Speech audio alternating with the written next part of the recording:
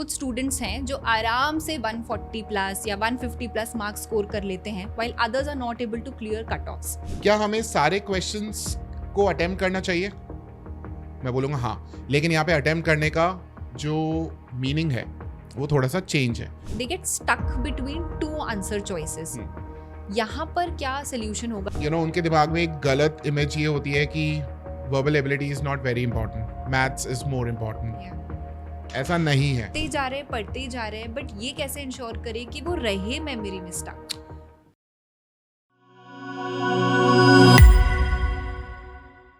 Scoring more than 140 marks in the VARC section isn't just about having good English.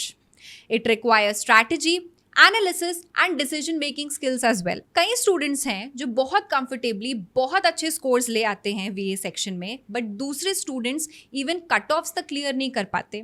So how do we exactly bridge this gap? Mock analysis से, accuracy enhance करने से और vocabulary retention से. But we need a little bit of guidance and a few smart hacks for this. And for this purpose, we have invited over Pankaj sir, who has trained more than 10,000 students with more than 10 years of experience when it comes to competitive exam writing. Pankaj sir, 113 last year का cut off था IP mat Indore के case में for the VA section. तो आज के जो questions हैं I have framed around कि स्टूडेंट्स को एक क्लियर पिक्चर मिले, कट ऑफ्स भी कैसे क्लियर करना है as well as safe score को कैसे अटेन करना है. Right. So shall we begin? Absolutely. Like I said कि कुछ स्टूडेंट्स हैं जो आराम से 140 प्लस या 150 प्लस मार्क्स स्कोर कर लेते हैं while others are not able to clear cut offs. 2 reasons मुझे बताइए अकॉर्डिंग टू यू कि क्यों ऐसा होता है. Well, आप इस टाइम पे मेरे से ये क्वेश्चन पूछ रहे हो, so I assume that you're talking about those kids who are approaching final exams. They're not supposed to begin their preparation, but they're already at the end of their preparation. Correct. So अब देखिए इसके I won't talk in terms of academics. Let's talk about practical reasons कि ऐसा क्यों हो रहा है. So first reason why students struggle to score even cutoffs or they score fewer marks is उनका जो टेस्ट टेकिंग स्ट्रेटजी है that's not aligned with their natural strengths and weaknesses. A lot of students, sometimes they get stuck when they solve RCs. Or they go back to reading.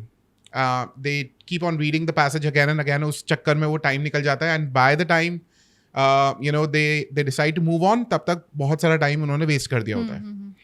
And फिर वो pressure mount up होने लग जाता है because you get same marks for every question, be it simple or difficult. तो अब जब आपके पास same mark है same score है for every question, तो अगर मैं उनकी जगह पे होता तो मैं शायद easy questions को पहले attempt करता. Correct. और I would have gone with my natural strengths and weaknesses. तो सबसे बड़ा reason यही होता है that mock लिख रहे हैं and जो सामने आ रहा है उसको attempt कर रहे हैं. Without knowledge whether they have aptitude for that particular question or not. So सबसे बड़ा reason ये. Second reason जो मुझे लगता है कि बहुत important reason है and a lot of people tend to undermine this is mock analysis. Now, in my 12 plus years of experience, I've seen a lot of students, including myself, when I actually started preparing for competition exams. Analysis मैंने नहीं किया था मेरे first year में and I have no shame in admitting that मैंने 2-3 attempts लिखे थे. After that I realise कि यार ये मॉक एनालिसिस जो है ना इट रियली हेल्प्स अंडरस्टैंड कि हमारा स्ट्रेंथ क्या है, वीकनेस क्या है. It really helps clear our doubts, plus it helps us become good thinkers. What happens is कि जब हम लोग we all need guide. It may be in the form of a friend, it may be in the form of a companion, it may be in the form of a colleague or mentor, जो naturally हम जिसको guide मानते हैं. वो जब हमें बताता है कि देखो यहाँ पे नहीं, देखो इस डायरेक्शन में चलना है, तो अच्छा आपको इनिशियली लगता है कि नहीं यार मैं जो कर रहा हूँ बिल्कुल सही है, बट देन बाद में वो आपको बोलता है कि ये सही चीज़ नहीं है, ये सही चीज़ है. फिर जब आपने खुद ने एक्सपीरियंस किया हुआ होता है पहले ही एंड बाद में जब उसके कहे हुए रास्ते पे चलते हो तो आपको एक बहुत बड़ा डिफरेंस दिखाई देता है. एंड वो जो वो अवेकनिंग साइकिल है ना वो बिगिन होती है वहाँ से. So mock analysis actually helps you understand कि आप कहाँ कहाँ पे गलत हो रहे हो. And if you do this on regular basis, for example आपने 2 मॉक्स को एनालाइज किया. Every mock has 2 RCs, 6 questions per RC. Now 6 question means you have आप इसको multiply कर दो into 4 and you have 24 options. So आपने 2 mocks analyze किए, so you ended up analyzing 48 options. अब 48 options में से definitely there are some options जो repeat हो रहे हैं. Okay. मतलब उसमें जो mistake हो रहा है वो mistake repeat हो रहा है. But since you were not into mock analysis, every time you came across that kind of mistake, you thought it was a new mistake. जबकि आपने पहले mock analysis किया होता है, and if somebody had told you that this is a mistake, तो बाद में आप अगर वापस उसको देखते तो आपको realize होता कि अरे यार यही चीज तो मैंने पहले भी की थी. Correct. तो that is where mock analysis helps you understand कि किस तरीके से मॉक को आगे लेके जाना है. So it helps you realise your strengths and weaknesses, because जो मेंटोर वहाँ पे बैठा हुआ है वो मेंटोर आपसे पूछता है कि अच्छा तू बता तूने इस पे कितना टाइम स्पेंड किया. फिर मेंटोर बोलता है कि अगर तू इस क्वेश्चन को पहले कर लेता तो देख ये क्वेश्चन तो सिंपल है ना. करेक्ट. तो वहाँ पे वो डिफरेंस क्रिएट होता है. So we tend to discount the importance of mock analysis. So ये 2 रीजंस है. अच्छे students won't tell you, good students won't tell you कि हम लोग मॉक एनालिसिस कर रहे हैं. एंड अ लॉट, बिकॉज इसके अराउंड कोई डिस्कशन ही नहीं होता. आई कम अक्रॉस स्टूडेंट्स, मैं अच्छे स्टूडेंट्स के साथ भी बैठता हूँ, एक एवरेज स्टूडेंट के साथ भी बैठता हूँ. So I know the difference in the preparation the 2 people have. So मैं बता सकता हूँ ये. बट क्या है कि जो एवरेज स्कोर कर रहा है वो बोलेगा कि सर वो तो नेचुरली टैलेंटेड है. वो बिहाइंड द सीन्स तो पता ही नहीं चलता ना. तो यही तो सबसे बड़ा रीजन है. We tend to discount the importance of mock analysis. तो ये 2 रीजंस है. अगर आप अभी भी इसको करना स्टार्ट करते हो and if you and up analysing 10 to 15 मॉक्स henceforth, तो काफी सारी चीजें आपको पता चलेगी कि जो आपको नहीं करनी चाहिए. So include mock analysis in your regime. So now that we know the reasons, आप मुझे ऐसे कुछ 5 एसेंशियल टिप्स बता सकते हैं सर, जिससे मैं सेफ स्कोर अटेन कर पाऊँ अपने मॉक्स में भी as well as in my final exam. Okay, so tips lie around the problems that come across us. So ये जो मैं टिप्स अभी आपको बताऊंगा ये यूजुअली स्टूडेंट्स की प्रॉब्लम के अराउंड ही हैं. सो पहला प्रॉब्लम स्टूडेंट्स के साथ क्या आता है आरसीज को लेके. एंड जब वो आरसीज रीड करना स्टार्ट करते हैं तो they are not able to retain that information. तो उनको बार बार आरसी पे जाने का ज़रूरत पड़ता है. Not because they like it but they have to do it क्योंकि उनको क्वेश्चन सॉल्व करना है. तो सबसे पहले तो हम लोगों को है ना ये डिफरेंस समझ जाना चाहिए कि ये स्कूल एग्ज़ाम नहीं है. एंड ये तो एक छोटी सी बात है. मैं और भी दूसरे वर्टिकल के स्टूडेंट्स को ट्रेन कर रहा हूँ और आगे जाके ये जो स्टूडेंट्स हैं ये बिजनेस रिपोर्ट्स पढ़ने वाले हैं. अच्छा, ठीक है, ये बिजनेस रिपोर्ट्स पढ़ने वाले हैं. And I invest in markets as well. So मैंने वो रिपोर्ट्स पढ़ी हुई है. वो कोई छोटी मोटी रिपोर्ट्स नहीं होती यार. And it's not even possible for me to remember everything from the report that I have gone through. So मैं क्या करता हूँ, हर एक रिपोर्ट से, हर एक कुछ टेक्स्ट से एक की आइडिया आइडेंटिफाई कर लेता हूँ. कि अच्छा इन पर्टिकुलर लाइंस के बेसिस पे ऑथर ये बोल रहा है, फिर नेक्स्ट लाइंस मैंने रीड की, फिर जिसने भी ये रिपोर्ट बनाई है वो ये कहना चाहता है, फिर ये कहना चाहता है. The same thing needs to be done for reading RCs comprehension. as well, yeah. अच्छा, why do they test RCs? IPM का जो पेपर है, it is holistically drawn. It tests you on Aptitude reading comprehension पे भी test करता है, verbal ability पे भी टेस्ट करता है, आपकी reasoning skills को भी टेस्ट करता है. You may not know it, but when you solve parajumble questions and जब आप डिसाइड करते हो कि नहीं ये वाला ऑप्शन ऊपर आएगा, नहीं ये वाला ऑप्शन इससे पहले आना चाहिए, so that tests your reasoning skills. तो वहाँ पे जब आपकी रीजनिंग स्किल्स भी टेस्ट हो रही है, रीडिंग स्किल्स भी टेस्ट हो रही है, आपकी ग्रामेटिकल स्किल्स भी टेस्ट हो रही है, तो ये सब कुछ इसीलिए क्योंकि आगे जाके आप बिजनेस रिपोर्ट्स पढ़ना स्टार्ट करोगे. तो यानी कि आपको रिपोर्ट के साथ या फिर you know at this moment reading comprehension के साथ इंटरेक्ट करना आना चाहिए. करेक्ट. अब कई बार स्टूडेंट्स ऐसा कर लेते हैं कि जब इंटरेक्ट करते हैं तो they tend to get involve into it emotionally, तो फिर वो अपना ओपिनियन ही निकालने बैठ जाते हैं. Because a lot of times जो हमको पैसेजेस मिलते हैं they are not very different from real life situations जो हम अपने अराउंड देखते हैं. बट हमारा ऑब्जेक्टिव एक ही है कि हम लूज हुआ ना, फोकस लूज हुआ. हाँ. तो हमारा ऑब्जेक्टिव ये है कि हम चाहते हैं कि ऑथर जो है वो क्या बोलना चाहता है उसको समझे, ना कि अपन क्या सोचते हैं, because it doesn't matter. Right. आपसे पूछेगा what inference can be drawn on the basis of this information. Now unless you understand what author wants to say, आप क्या उसमें से इन्फरेंस निकालोगे. And a lot of times students, you know, they tend to apply their general knowledge. They involve into it emotionally. अच्छा author ऐसा क्यों बोल रहा है? But why do you need to know author ऐसा क्यों बोल रहा है? अच्छा author ने ये क्यों नहीं बोला? But why do you need to know author ने ये क्यों नहीं बोला? भाई तुम्हारा काम है उसको उसमें से emotionally detach हो जाओ और फिर उसको पढ़ो. Now this kind of practice requires you to engage with you know, RC on everyday basis. So there are a lot of sources. मैं specifically AON जो है वो recommend करता हूँ students को, AEON. वहाँ पे around 1000 words के articles दिए हुए होते हैं. Although इतने lengthy passages आते नहीं हैं, but then students को उन्हें read करना start करना चाहिए. And every 5 to 6 lines जहाँ पे full stop आ रहा है उसका एक key idea बनाओ. Okay. ठीक है. So 1000 words and it can be summed up in 15 key points. That can be broken in 15 key points. Okay. And go and show those key points to your mentor. अब ऐसा नहीं हो सकता कि आपने पैसेज में कुछ गलती की है. I mean पूरे पैसेज को ही आपने गलत समझा. कुछ स्पेसिफिक एरियाज होंगे जहाँ पे आपने गलती की होगी. So your mentor will highlight those areas and you'll be able to understand कि अच्छा मैंने यहाँ पे क्या गलती की. रीजनिंग समझ में आएगी. रीजनिंग समझ में आएगी.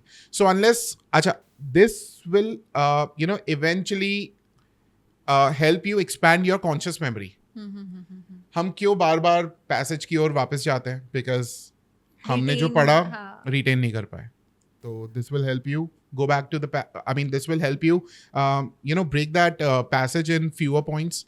And remembering those fewer points will be very easy. Very right. You will not be or you will not require to go back to the passage again and आप questions के answers. So जो अच्छे students हैं they are able to retain that information. Right. अब retain करे कैसे? This is how they do it. Okay. So when you retain information आपको वापस जाने की ज़रूरत नहीं पड़ती and you are able to answer those questions pretty easily. Right. Unless there is a very, you know, there's a question related to a specific reference made in the passage. तब तक आपको जाने की ज़रूरत नहीं पड़ेगी वापस पैसेज में. ठीक है. अगर हम लोग इसके जैसे अभी हमने डिस्कस किया, reading comprehension is one part of it. Second part is आपके पास वोकैबुलरी से काफ़ी सारे क्वेश्चंस आते हैं. Majority of questions come from vocabulary. So you have questions on idioms and phrases, synonyms, antonyms. You also have questions on phrasal verbs. So इनके topic tests होते हैं. हम यहाँ पे टॉप रैंकर्स में अपने स्टूडेंट्स को पोर्टल पे देते हैं. And there are lot of topic tests and they hardly and for 10 minutes. So they are 10-minute, 15-minute topic tests. So उनको डेली बेसिस पे 1-2 टॉपिक टेस्ट आप सॉल्व करो वीकली. अच्छा, दैट वाज नंबर 2. फिर उसके बाद in order to fine tune your strategy आपको sectional tests लिखने हैं. Okay. Right. Sectional tests will help you understand कि आप कहाँ पे लैक करते हो. ऑल्दो एनवायरनमेंट वैसा नहीं होगा जैसा एक्चुअल मॉक का एनवायरनमेंट होता है. Because when you take actual mock आपको 2 घंटे वहाँ पे बैठना है. करेक्ट. यहाँ पे 2 घंटे आप नहीं बैठ पाओगे. यहाँ पे तो आपको 45 मिनट्स में वो आपको 40 मिनट्स में वो ओवर हो ही जाएगा. तो सेक्शनल टेस्ट केवल आपकी स्ट्रेटजी को फाइन ट्यून करने में आपको हेल्प करेगा. And fourth is full length tests and मॉक्स जो हम लोग लिखते हैं प्लस एनालिसिस जो हमने फर्स्ट वाले में डिस्कस किया था. Last point is very important. देखो होता क्या है कि अच्छा some students might say sir ऐसा थोड़ा होता है. जब हम लोग मॉक लिखते हैं या हम लोग सेक्शनल टेस्ट लिखते हैं, क्या हमें सारे क्वेश्चंस को अटेम्प्ट करना चाहिए? मैं बोलूँगा हाँ, लेकिन यहाँ पे अटेम्प्ट करने का जो मीनिंग है वो थोड़ा सा चेंज है. हमें सारे क्वेश्चंस को विजिट करना है, मतलब गो थ्रू करना है, Go सारे through करना है. section. हाँ. There are 45 questions. हम्म. बहुत सारे स्टूडेंट्स तो 45th क्वेश्चन तक पहुंच ही नहीं पाते बिकॉज टाइम ही खत्म हो जाता है. वो आके 30th क्वेश्चन पे आके अटक जाते हैं and they feel okay this section is very lengthy. पहले तो उनके दिमाग में एक गलत इमेज ये होती है कि verbal ability is not very important, maths is more important. Yeah. ऐसा नहीं है. तुम वर्बल एबिलिटी को छोड़ दोगे तो वो मार्क्स कहाँ से लेके आओगे? Very ऐसा तो true. नहीं है कि मैथ्स से आ जाएंगे. Maths is important. मैं वर्बल एबिलिटी के लिए ट्रेन करता हूँ. इट डजंट मीन मेरे लिए मैथ्स इंपॉर्टेंट नहीं है. तो मैं तो बोलता हूँ कि दोनों ही इंपॉर्टेंट है. हाँ. सो अब आपको 45 क्वेश्चंस विजिट करने हैं इन 40 मिनट्स. तो आप एक काम करो, आरसीज के लिए डेफिनेटली 2 आरसीज आते हैं. It won't or rather it should not take more than 10 to 11 minutes. Okay. नहीं हो सकता इससे ज़्यादा. सो आपको उस स्पीड से प्रैक्टिस करना है ताकि आप बाकी क्वेश्चंस के लिए भी टाइम बचा सको. 40 मिनट्स में 45 क्वेश्चन सॉल्व करना एक हर्क्यूलियन टास्क है. सो आपका ऑब्जेक्टिव ये होना चाहिए कि जो क्वेश्चन नहीं आ रहा, आपने देख लिया ना उसको, you get a few seconds, let's say 30 seconds तक, 30 से 40 सेकेंड्स तक एक क्वेश्चन के लिए आपने रखा. अब नहीं आ रहा वो, छोड़ो उसको, आगे बढ़ो. बिकॉज ये बोर्ड एग्जाम नहीं है कि आपको सब कुछ सॉल्व करना है. लेकिन डिसीजन बहुत आपके टाइम के साथ काफी खेल सकता है. नहीं तो a lot of times students आते हुए क्वेश्चन छूट जाएंगे ऐसे तो. होता क्या है, लेट्स सपोज कि आपने एक you took it on your ego and आपने एक क्वेश्चन के ऊपर अनइंटेंशनली 2 मिनट दे दिए. अब 2 मिनट दिए तो मतलब आपने ऑलमोस्ट 3 क्वेश्चंस का टाइम खा लिया. करेक्ट. 3 क्वेश्चंस का टाइम खा लिया. अब जब वो सेकंड क्वेश्चन की ओर बढ़ोगे तो प्रेशर तो फील होगा ना, टाइम कहाँ से आएगा? And when you look at the clock you get lost. Correct. And that is where the downfall begins. Right. So सबसे पहले give up on that temptation कि मेरे को उस क्वेश्चन को सॉल्व करना ही है. नहीं हो रहा तो छोड़ो. Right. There are a lot of questions that you can come across and then that are meant to be correct or meant to be solved. This question may not be one which was supposed to be solved. ऐसा हो सकता है ना, बिल्कुल. Right. तो आज मैं students को अटकाने के लिए अगर मैं सेक्शन को डिजाइन करूं तो डिफिकल्ट क्वेश्चंस को आगे रख दूंगा. कुछ क्वेश्चंस के बाद स्टूडेंट वैसे ही डीमोरलाइज हो जाएगा. हाँ. उसको ये रियलाइज नहीं होगा कि मेरे को सारे क्वेश्चंस को विजिट करना है. हो सकता है आगे वाले क्वेश्चंस जो हैं वो इजी हो. करेक्ट. सो जो लास्ट वाला पॉइंट है वो यही है कि सारे क्वेश्चंस को विजिट करो. मार्क उनको करो जो आते हैं, बिकॉज ये बोर्ड एग्जाम नहीं है कि आपको सब कुछ सॉल्व करना ही है. So when you accept that there are some questions that can be left, तो आप सारे क्वेश्चंस की ओर आगे बढ़ जाओगे. राइट. ऐसा. सो ये 5 चीज़ों का कोई ध्यान रखे तो डेफिनेटली स्कोर्स इंप्रूव होंगे. Correct. We just discussed in length RCs के बारे में, but I've often seen कि what do students do? They get stuck between 2 answer choices. यहाँ पर क्या solution होगा to break free and actually arrive at the correct answer? See, this requires a lot of practice. Practice along with proper analysis. Practice इसीलिए क्योंकि जब आप practice करते हो along with analysis, you come across a lot of wrong options. तो first, आपको practice की ज़रूरत है. Without this, you cannot go ahead. Second, once you have decided, देखो होता क्या है कि a lot of times students get stuck between between 2 options. जो एक ऑप्शन वो चूज करते हैं फिर भी they keep pondering over that option. अच्छा.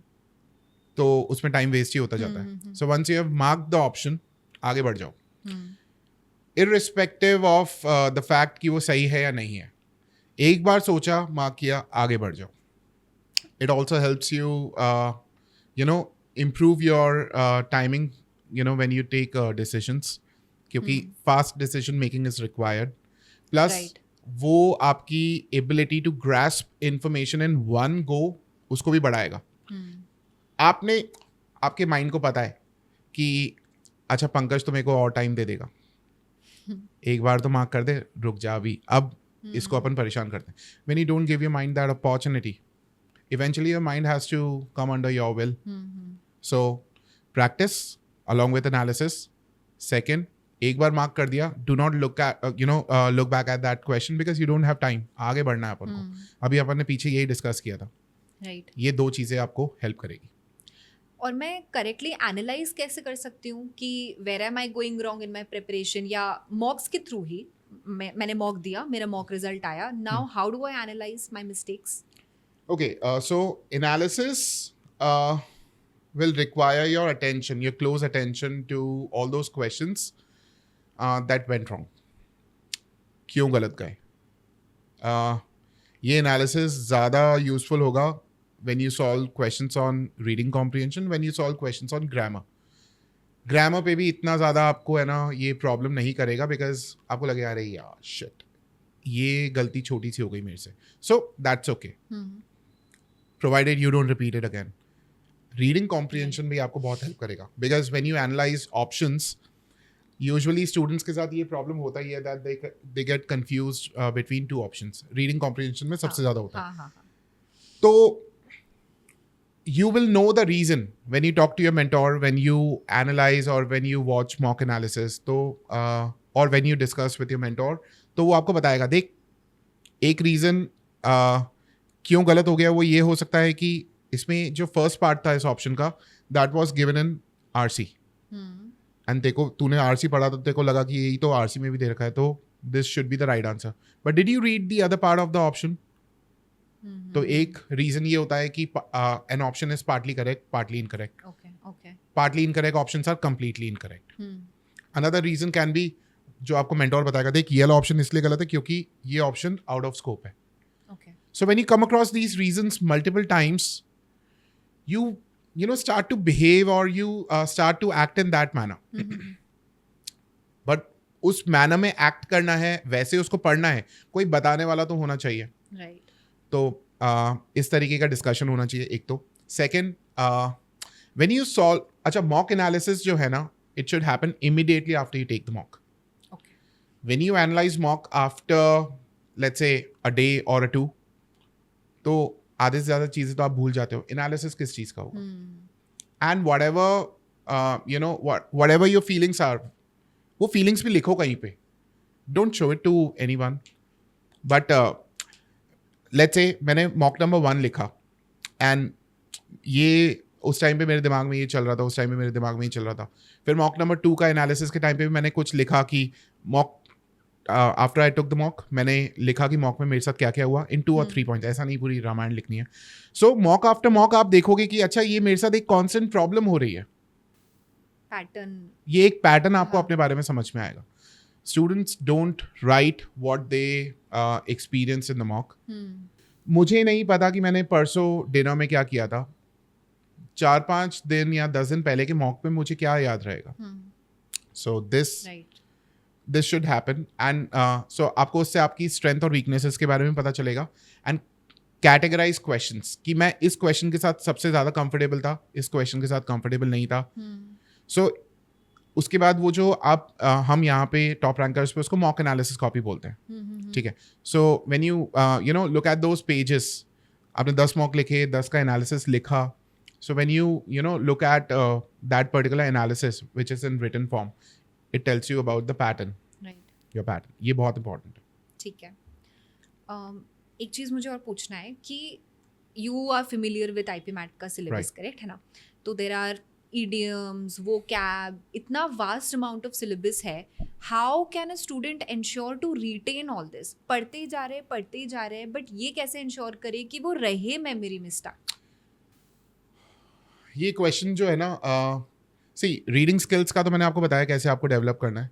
That you need to engage with passages. Vocabulary को कैसे रिटेन करें, सबसे बड़ा प्रॉब्लम स्टूडेंट्स का ये होता है. They come to me, they tell me sir हमने पढ़ा, हम भूल गए. मैंने बोला ओके, भूल गए तो भूल गए. क्योंकि see when I teach word power made easy in class and it's a 600 something page book, right? And उसका जो फर्स्ट हाफ है इट्स गॉट 47 सेशंस. तो वो मेरे दिमाग में है. अभी मैं 2 महीने नहीं पढ़ाऊँगा तो धीरे धीरे करके वर्ड्स मेरे दिमाग से Okay. निकलते जाएंगे. तो आज मेरे को कोई नींद से उठा के बोले यार पंकज ये वाला देखो सेशन पढ़ाना है, तो मेरे को वो रूट वर्ड्स भी याद है, Okay. मेरे को वो सारे वर्ड्स जो है उनसे बनते हैं वो वर्ड्स भी याद है. एंड क्योंकि मैं बार बार उनको पढ़ा रहा हूँ तो मुझे सिनोनिम्स भी पता है, रिविजन हो जा रहा है. मेरा भी रिविजन हो रहा है. सो ऐसा नहीं है कि मैं भूल नहीं सकता, स्टूडेंट्स भी भूलते हैं, मैं भी भूलता हूँ. It's absolutely okay. They always look at the negative side, they never look at the flip side कि यार मैंने 100 वर्ड्स पढ़े, 60 भूल गया वो दिख गए, 40 याद रह गए वो नहीं दिखा. Right. So when you go through those words again and again, वो eventually 70-80% तक retention आ जाएगा. बाकी context आपने इतने टाइम से read किया तो contextually भी तो कुछ meanings आप identify कर सकते हो ना. तो bring those words in practice. Topic tests आप लिख रहे हो, that means you are bringing those words in practice. When you speak to your friends, दोस्तों के सामने तो ऐसे शेक ही मार देते हैं. इंग्लिश में बात कर लो यार. Of course, बिल्कुल. So when you bring those words in practice, आ जाएगा वो. You'll be able to retain those words. ऐसा. लास्ट क्वेश्चन है मेरी तरफ से, and this I am asking because ये एक कॉमन कंप्लेंट है. I am sure you might have also received it. Students tell me कि while they are giving their mocks उनके मार्क्स फ्लक्चुएट करते हैं, specially when it comes to the VARC section. तो I want you to tell the students कि ऐसा क्या कर सकते हैं वो कि कंसिस्टेंटली उनके मार्क्स ग्रो ही करे, भले ही कम अमाउंट में, कम रेंज में, बट ग्रो करे, फ्लक्चुएट ना करे, because that creates a lot of confusion in their minds. और इज इट नॉर्मल? होता ही है ऐसा? नहीं, ऐसा नहीं होना चाहिए. ऑनेस्टली ऐसा नहीं होना चाहिए. मॉक अगर इजी है तो आपने बहुत स्कोर कर लिया, फिर डिफिकल्ट मॉक पे आपका स्कोर गिर गया और आप उसको ये बोल के जस्टिफाई कर रहे हो sir mock was very difficult, score गिर गया. ठीक है, थोड़ा बहुत स्कोर गिरेगा, इट्स एब्सोल्युटली नॉर्मल, क्योंकि मॉक डिफिकल्ट था. एंड वो ऐसा अगर 40-50%, देखो कभी भी है ना, सबसे पहले तो मॉक बनाने वाले की मेंटालिटी समझो, वो आपको फेल नहीं करना चाहता, वो आपको टेस्ट करना चाहता है. तो मॉक डिफिकल्ट है तो एक उसका कोई पार्ट डिफिकल्ट होगा. फॉर एग्जाम्पल RCs डिफिकल्ट होंगे तो हो सकता है कि अदर टाइप ऑफ क्वेश्चंस जो थे वो ईजी थे.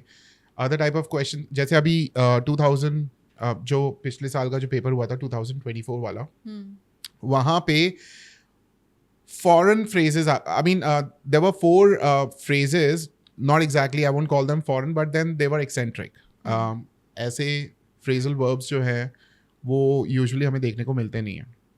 तो उसकी वजह से स्टूडेंट्स जो थे थोड़ा सा, इसीलिए तो हमारा जो कट ऑफ था इस बार नीचे गिर गया. उससे पहले cut off was I guess 125 if I'm not mistaken. तो इसीलिए तो वो कट ऑफ भी गिर गया था. तो वो क्वेश्चंस वैसे भी अटेम्प्ट करने के लिए नहीं थे. तो होता क्या है कि when you know that question is difficult, वापस हम लोग जो मैंने RCs को सॉल्व करते समय या फिर कौन कौन सी चीज़ें हमें देखनी चाहिए, 5th पॉइंट जो बताया था, भाई डिफिकल्ट क्वेश्चन है तो उसको छोड़ो, उसको सॉल्व क्यों करना है. बिकॉज आपको तो हर एक क्वेश्चन के लिए 35 to 40 सेकेंड्स मिलते हैं. आपको उसी में रह के नहीं आ रहा तो मूव ऑन करो. Once you have visited all 45 questions, उसके बाद डिसाइड करो कि अब कौन सा क्वेश्चन को करना है. तो पहली बात तो स्कोर फ्लक्चुएट इसलिए होता है क्योंकि उसको वहीं पे अटेम्प्ट करके हमें आगे बढ़ना होता है. तो ये चीज़ गलत है. एंड स्कोर गिरना चाहिए, डिफिकल्ट मॉक में गिरेगा, बट वो अगर 40-50% का फ्लक्चुएशन है तो डेफिनेटली ऐसा है कि आपने पिछले मॉक में तुक्के से स्कोर किया है. Okay. क्योंकि अगर if it really involve your skills तो वो तो स्किल्स तो इस बार भी लगनी चाहिए थी. True. तो पेपर कभी भी पूरा का पूरा पेपर ही डिफिकल्ट आ जाए ऐसा नहीं हो सकता. क्योंकि इस बार भी हमने 2024 वाले में देखा 4 क्वेश्चंस को छोड़ के paper was on the expected lines. तो आपका स्कोर फ्लक्चुएट कर रहा है, दैट मीन्स जब पिछली बार आपने स्कोर किया था वो आपकी स्किल्स के बेसिस पे तो डेफिनेटली नहीं था. Got it. तो फाइनली समझ में क्या आया कि VARC में अच्छा स्कोर करने के लिए कोई एक पर्टिकुलर स्किल पे आपको डिपेंडेंट होने की कोई नीड नहीं है. It's kind of a mixed bag. But specially for दो स्टूडेंट्स जो इस साल IP मैट इंदौर का एग्जाम लिखने वाले हैं, for you it is going to boil down to writing a lot of मॉक्स.